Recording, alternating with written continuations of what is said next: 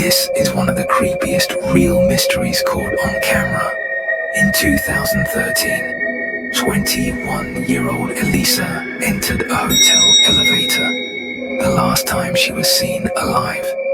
She presses multiple buttons, but the elevator doesn't move. She looks scared, hides in the corner, peeks outside, and makes strange gestures, like someone is there, but no one appears.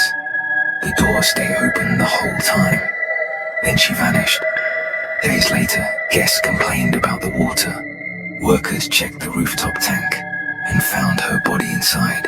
The roof was locked. No clear explanation. Was she running from someone or something no one else could see?